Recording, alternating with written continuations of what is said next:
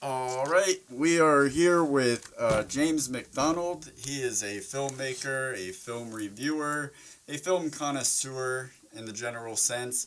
You can find him on YouTube, James MCD Productions and James MCD Reviews, and we'll put the links to those in the description of these videos as well.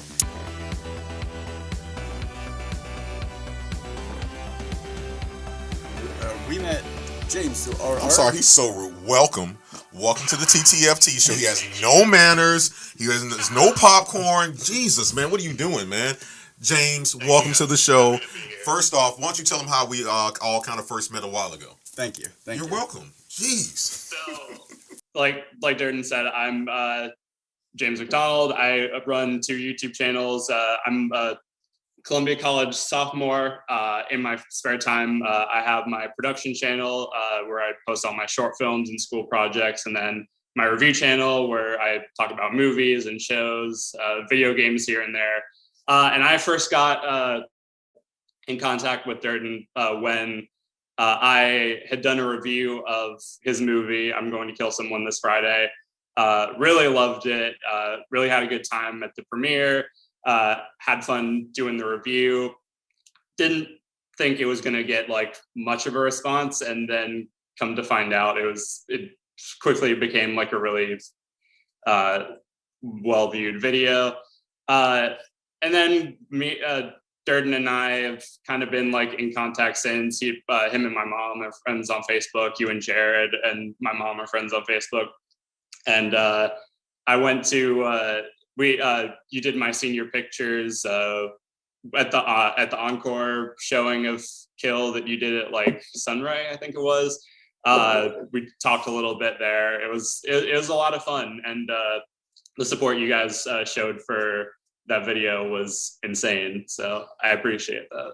No, we appreciated the fact that somebody took the time to not just watch our movie, but like really express the fact that they paid attention to it. That's like the best gift that a filmmaker can receive, is somebody like proving to them that, or analyzing something almost as much as they did writing it. Thought that was I really appreciated that.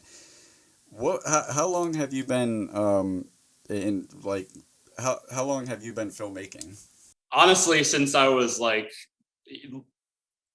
so professionally, probably since high school, but like I've been interested in films and like making movies since I was really young. Like I remember I would take my mom's phone or my dad's like camera or computer and just make like dumb little short videos of like my action figures or like talking to the camera or something like that.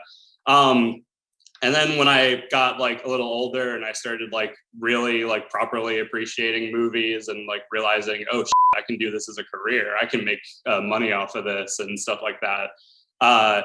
That's when I started pursuing it. I started my production channel doing like little Lego stop motions that were not very good, but I mean, I'm proud of them. No, the last one you did was fantastic. I mean, they're all pretty good, but the last one, I loved how you embraced the anarchy of it. It just kind of, you let it go off the rails, and it kind of became meta. I'll pick my favorites in the next episode of Yike.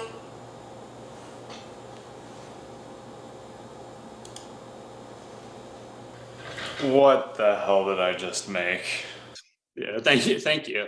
And then throughout high school, I had grown like I guess a deeper involvement in it through my TV production class, and as since I hadn't had like any proper like work yet, or I just started going to more movies, and that's how the reviews started coming along, and just finding an outlet to talk about movies that I like and movies that I hated and stuff like that. So Was there a particular movie that you can remember that sparked that, like made you think, I want to do that too?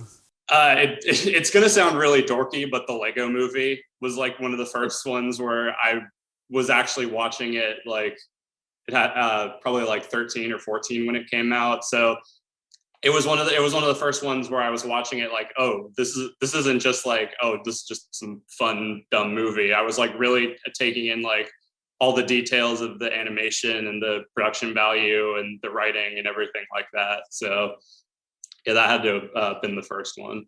Well, we are old so when we started making movies, it was like VHS. Yes. What was the first, like, what was the medium that you started on? I started, like I said, stop motion with like my phone, like stop motion studio app on my phone, and just posting that, like editing them, doing like light editing on iMovie. That was how I got my start. Dude, when we started, like just to send a text message with our phone, you had to hit like a number three or four times just to get to one letter. It was like saying what's the Morse code. Yeah. That's what it felt like. That. Yeah. How long have you been how long have your channels been active? So the production one has been so I started that one I think in 2014, and then the review channel started because my friends forced me to watch 50 Shades of Grey, and I had to talk about it, because if I didn't have a space to talk about it, then I would have just gone insane. So that started, I think it was like 2017 or 2018. So like a few years now they've been out. I love the reviews that you do with your mom. I thought those were really interesting, the dynamic between you and your mom. Like it's very interesting. Like you don't really see a mother and son communicating in the way that you guys do, so openly, almost like two best friends would. And I think it's a shame. It's criminal that like especially those reviews that you've done haven't taken off in some kind of way, because they seem like they're exactly what usually would blow up on the internet, like, you know, a mom reacts video with her son talking about something that you wouldn't think they would. Yeah, the dashboard reviews are the most fun to do. Like me and my mom that's one of the nice like connections and bonds that we have, is like talking about a movie. Like I always like to joke that I'm her favorite, but I mean, she really are like best friends like that. Whenever we're just sat talking about a movie, we can talk for it like several minutes to up to like an hour, just because it's just so much fun talking about like the things we noticed, the things we liked, we didn't like, all that stuff. I'm interested to know, as from a YouTube creator, two people that are restricted by the algorithms that exist out there. Like, where do you stand? Like, when we put this show out, it was for the intention of, let's do something that we enjoy, but also I see people on YouTube making a lot of money off of doing what we're doing, and they're nowhere as good as us. Let's try to do that. That's what I was saying. And it's really like to all the work that goes into each video, and then you see like under 100 views, and the subscribers are growing at a very slow pace. Is that something that affects you? Because it gets to me sometimes. Do I really want to put this much work into something for an audience under 100? The payoff isn't really there at the end if you're going for, you know, getting attention. I mean, like, you are right. It's a lot harder to get noticed in like this version of YouTube, when, you know, now the top like rated or top trending videos is, oh my God, I gave my best friend a Tesla, or some shit like that. Or, oh, Mr. Beast is killing it. Exactly. Like, we played hide and seek and the winner got $100 million.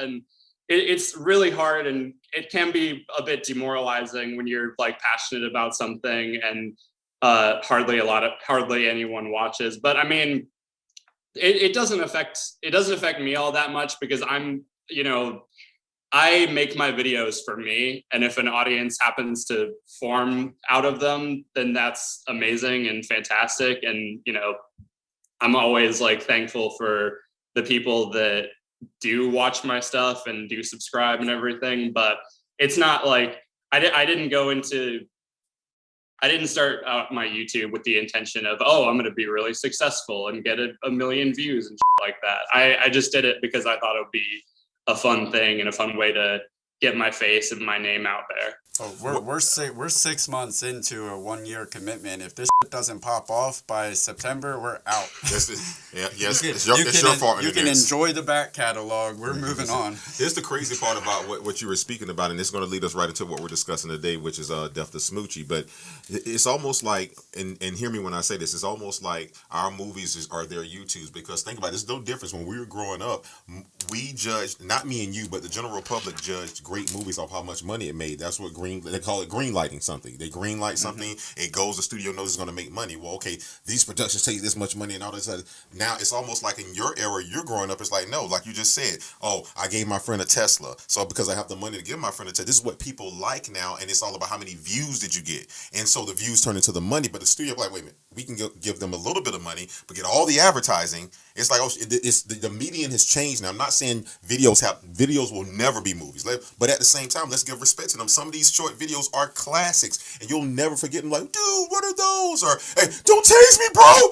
That was like the first YouTube video I ever seen. Don't tase me, bro. Are you with Skull and Bones? Oh, here it goes. And you call me, it's like, no, you gotta watch this. So my point is this: is that, how do you feel about the medians changing now? Because one day you're going to be our age, and they're going to be like, nah, man, you're looking at it? You just got to think it, man. You got to think it. Like, the man? Yeah, I mean, it's interesting the way the medium has changed. Like, the one, like, I guess, downside to it is, like, and this is, like, just how it, I guess, screws over small creators like myself and like you guys and stuff like that. So, like, in that case, it's kind of like, why do the top trending videos always have to be like these impossible to replicate, ideas? But at the same time, I mean, it's what gets attention, so you can't help but like respect it in a way. Oh, I'm guilty of it. When I see Mr. Beast popping a video on, it's like, I filled my best friend's backyard with 1 million Orbeez. I'm like, I didn't even know I needed to see this, but here I go. There you go. I mean, some of these things are like just really like satisfying to watch. Like, you can't explain it. It's just like, It's just fun. You just said the key phrase. Okay, speaking of satisfying to watch, is that what you said when you watched Death to Smoochy? Oh, hold on. Let's preface it a little bit. So I wanted to know. I want to check him right into it. When I reached out to James about doing Death to Smoochy and coming on for this episode, he had not seen it yet. So we are talking to a brand new viewer, a novice, yes, uncherry breakable. Okay. With that said, please. But when you messaged me, I had never heard of Death to Smoochy. Like, I thought it was like a joke or a parody or something. And then when I looked up the like synopsis and read about it, I'm like, oh, this sounds hilarious. I have, like, even if I don't end up on this show, I have to like seek this movie out and watch it. So me and my girlfriend hopped in a Zoom call and watched it over the weekend, and we both thought it was hysterical. We absolutely loved it. Are you a fan of, I mean, I know it's probably a redundant question, but I guess I should say, how big a fan of Robin Williams are you? I love Robin Williams. I think he's hilarious. I wish he was still around, because I feel like, he's one of the like comedic like souls that we need right now with how the world is going to. But no, I love Robin Williams. I love, his frenetic energy. I love his humor, some of his old stand-ups and stuff. And even some of the more like serious stuff, I really like as well. So where would you put Death to Smoochy in? Like, would it be like the top 5, top 10, top 3 Robin Williams films that you've seen? Maybe not even in top 10. You got that has to be an option too. Robin Williams has a lot of movies. We got 3 Night at the Museums, don't we, guys? They're better than the Night at the Museums. I'll give it that. But oh god, it's hard to judge, because I like, as much as I love Robin Williams, I know there are a bunch of his movies that I haven't seen yet. Sorry, don't kill me, internet. But it is. I will say it is one of my new favorites. Like, okay. I love the hell out of this movie. Pop quiz, hot shot. Truth or dare, should I say? Did you know that he played Popeye? Yes, I did. Okay. Oh, all right. Well, I had to know. You- See, I had to get the internet off you because they were on you. I'm like, God, because half the people that are on you don't know he played Popeye. So you guys back off and get the off of James. I Get off it. think he's projecting. He did this to me in the episode too. I think you just were I surprised assumed that you didn't know that Robert Williams was Popeye. No, so you I expected- was as a child. I was surprised. People don't know, man. They fear what they don't know. What do you have a favorite part in the movie that stands out? It's very obvious, but the Nazi rally just had me rolling. Like it was so hi Smoochy. It was so perfectly set up, like from the initial car ride where he's like interacting with Robin Williams and Ed Norton are talking, and you just see him running on stage with the like intense spotlight, and then it cuts off and just a bunch of like white supremacists and Nazis just standing up and cheering, and he's like, I just lost it. I thought it was hilarious. The movie was way ahead of its time. Oh, yes, it was. I was almost hesitant at first when I was talking about it with my girlfriend. I was almost hesitant to say like ahead of its time, because like I'm sure there were movies before it that like did what it was trying to do. Like I said before it, but in some cases it was like in some of the topics that it talks about, like saying children's TV and just the entertainment industry in general is corrupt is nothing new, but like the way that it shows it, Log on. It's not free. and some of the like talks about like some the cancel culture, because like the backlash that Smoochy faces after the Nazi rally is like really harmful. Even though Robin Williams' character is like seen as like the bad guy for a good chunk of the movie, like they do let you see like kind of where he's coming from, and they show him as like being genuinely kind of depressed. Yeah. Yeah. That was really funny for me when I first saw the movie. It wasn't as funny after the fact of what, has transpired in reality.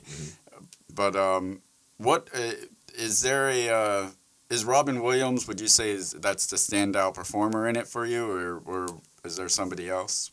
I thought all the actors were really good. I thought Edward Norton, it seemed like a really different performance than what I'm used to. So I thought he was really good. It's just kind of charming. I was a little worried about the woman playing the love interest. I've already forgotten her name, but I thought that she was just going to be like a wet blanket throughout the whole thing. But like as she started to warm up, I started to warm up to her, and like the performance was actually pretty good. So. I don't want to hear it. I just had that telepathic conversation with you. This segment is going to be before. No, I don't care because it don't matter, because when it happens, everything that's happening now is happening now. What movie? Spaceballs. You might be legit. You got it going, man. Keep it going. So if there was anything that you would change about Death to Smoochy, is there anything that you would change? Nothing really that stands out. I think my one like issue was, I think the pacing at the beginning was kind of like fast, like from the initial like intro of the movie to I think the first like filming of Smoochy's show happens within like what feels like 10 minutes. And it like I get it's all set up and it doesn't really need to be dragged out, but I don't know, it felt like kind of like almost overwhelming to have like Rainbow Randolph like singing at you, to him getting arrested, to everything else. So but nothing else really stands out. So you do movie reviews, of course. What would I can't remember what the if you do you get what is like, how does your scale work when you do a film review? So I rate from a scale of 1 to 5. 1 being like, well, more like 0 to 5. 0 being like absolute bottom of the barrel, like terrible, worst movie of the year, and 5 being practically perfect and like one of the best or one of my favorite movies of that particular year. I know that you probably put a little bit more calculation behind these decisions before you throw something out there, but if off the cuff, if you were to give Death to Smoochy 0 through 5, where would you rank that? Probably a 4.5. Like it's not a perfect movie by any means, but I enjoyed the hell out of it. I had a blast watching it, and yeah, I'm definitely going to need to go back and watch it again after this. Is there before we get off of Death to Smoochy, is there anything else that you want to share about the movie or your thoughts on it? Actually, if I don't know if you guys have done your connection section yet, but if not, you should put this in here. So this was just a thing that I found interesting after thinking, like sitting on the movie for a while. So a good chunk of the plot centers around Sheldon or Smoochy not wanting to keep his ethics and not wanting his character to be like overly monetized and pandering and used to sell like plastic shit and breakfast cereals, and the TV network is like trying to force him into stuff. So it's almost kind of perfect that Robin Williams is in the movie, because he went through a similar thing in real life with Disney while doing Aladdin, because he was like really particular about when he was doing the genie. He was like, look, I only want to be used for a certain % of the marketing. I don't want my face on like Burger King toys and anything like that. And because Disney can't help themselves, they did it anyway. And I think they have mended terms since, because I think he was in like the third Aladdin as well, but yeah, he had like, there was a good like several years where he was just publicly on Disney for how they treated him. Yeah, he didn't come back for part 2, and then the grand return for part 3. Yeah, not that I did not know. That was awesome. That was awesome. He was all ears when you said connection. He was who's because coaching on my segment? No, I thought he was going to say one of mine. I was just trying to stroke my own for a second. I thought he was going to say one of mine, but that was awesome. That was awesome, man. Great connection.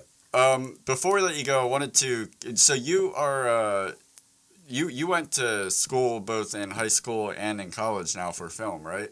Yes. So what is the what would you say is the best piece of advice that you would give to aspiring filmmakers? Oh God, I don't know. I'm just a dumb kid making YouTube videos. I don't. Oh no. You've been doing this. So somebody that has never done it before, but they want to, spare them a speed bump. I would say, and it's going to sound really cliche, and this isn't just for, filmmaking, but also since this is YouTube, I would say don't go into it like with the expectation of like becoming like, famous or anything like that. You got to do it because you're passionate about it, because if you're just doing it because, then what's even the point? Like, and people can see when you're not like passionate or like enthusiastic about something that you're doing. So yeah, that's good advice. That's awesome advice. Is there any parting words that you'd like to leave us with before we go? Just thank you guys for having me on. It's been a lot of fun. I check out Death to Smoochy because it's hilarious. And also support your local theaters. I know we're still living in crazy times right now, but things have been getting back to normal slowly but surely. So go back to the theaters if you can. If you're if you can go to a movie theater, support them, because I want to keep that like experience alive for just at least a little bit longer. Well, we were back like opening weekend, if not like we were there. It was a Tenet time, the Time movie. Go figure. Yeah. Go figure. Yeah. That is perfect words from a true movie fan. Don't let the theaters die. Yeah, thank you very much for coming on, and again, I'll put the links to your channels in the description for this video. You people out there, be sure to check James out. His review channel, JamesMCD Reviews, his actual productions that he does is at JamesMCD Productions. Again, thank you very much, James. I appreciate it. Thank you guys so much. Hey, we'll see you on the virtual side, brother. Awesome. Take care, man. All right, you too.